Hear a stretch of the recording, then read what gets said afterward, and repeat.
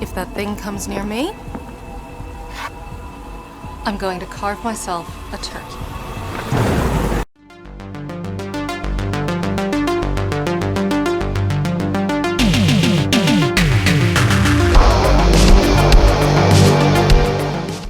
We are talking The Priest, Thanksgiving Massacre, a 2025 low-budget slasher movie.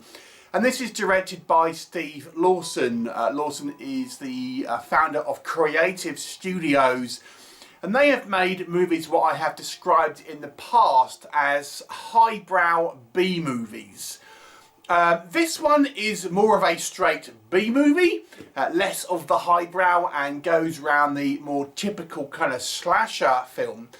And Creative Studios is actually a British film company, and this is one of these movies that is a UK film that is passing itself off as American. I presume to come out around Thanksgiving.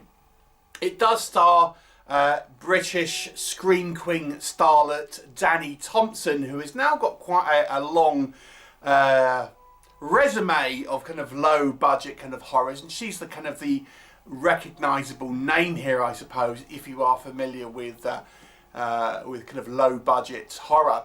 So the story initially takes place in the 17th century, where we see a couple of settlers in this kind of cabin in the New World in America, and we have this priest and his kind of wife, I think, and they are starving because of the harsh winter, and inevitably this priest turns to cannibalism, and then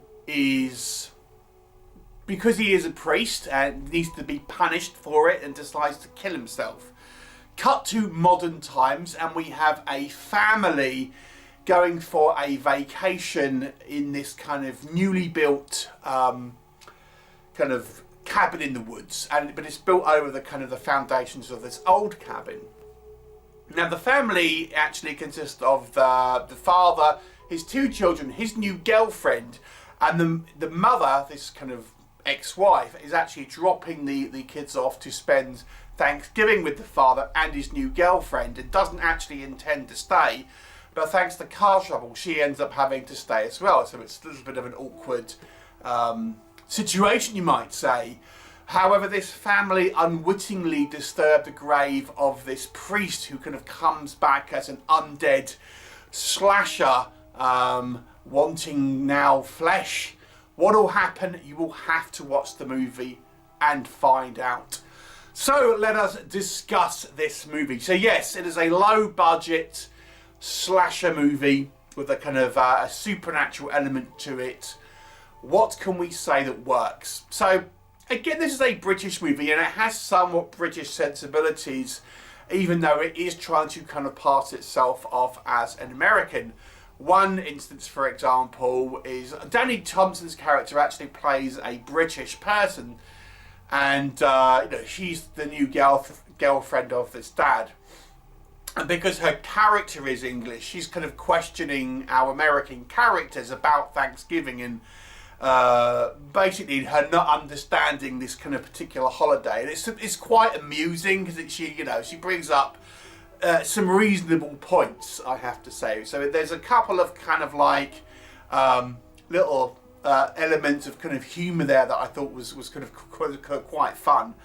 I think the idea of this kind of sort of undead priest is pretty cool.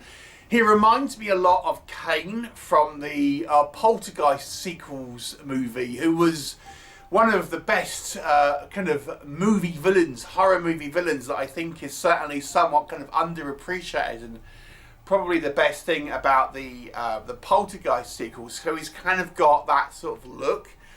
So I kind of quite enjoyed him, and we sort of see him as a human when we sort of see him as this kind of undead creature, looking a little bit like kind of a Freddy Krueger-esque kind of style, decomposed, damned kind of slasher now, that using his scythe to kind of sort of kill his victims. So I have to say I quite like the aesthetic of this priest, and he's kind of crawling around in this the crawl space under this cabin, because that's the foundations of where you know, the original kind of cabin was. You know, there's something under you basically, which is kind of quite a, you know, a neat idea, I have to say.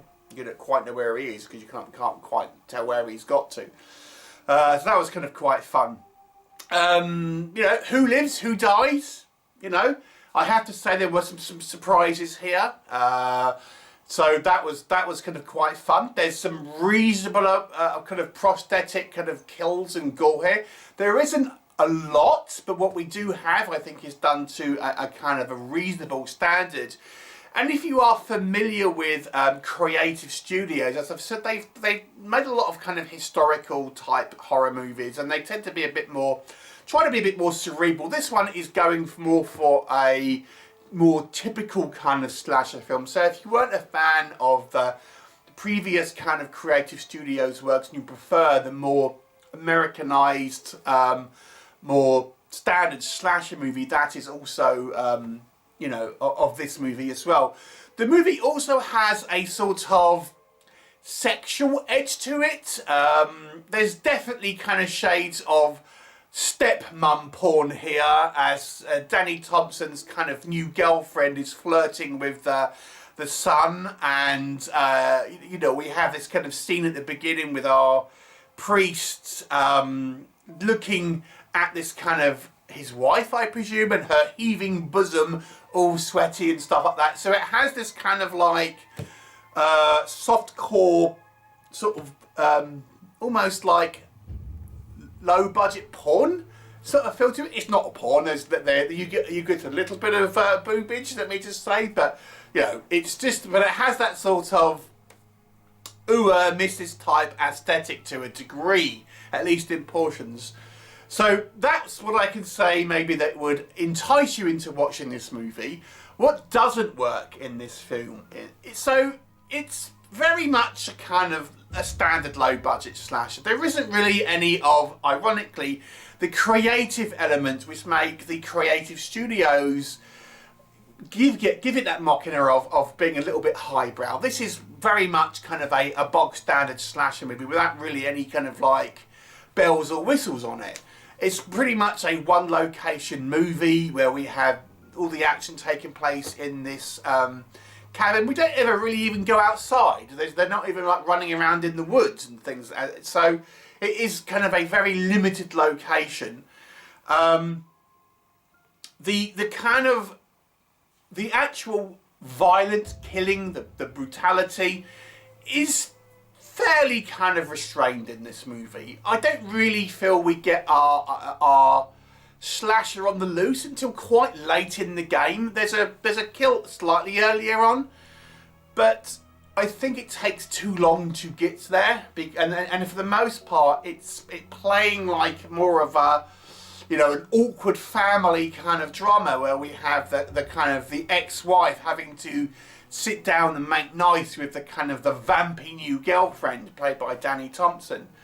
And that's the bulk of the running time, and as somewhat amusing as those awkward scenes are, I would suspect the majority of people will want to watch this more for the horror element, and I think they come in a little bit too late, and those sequences are a little bit sort of too short.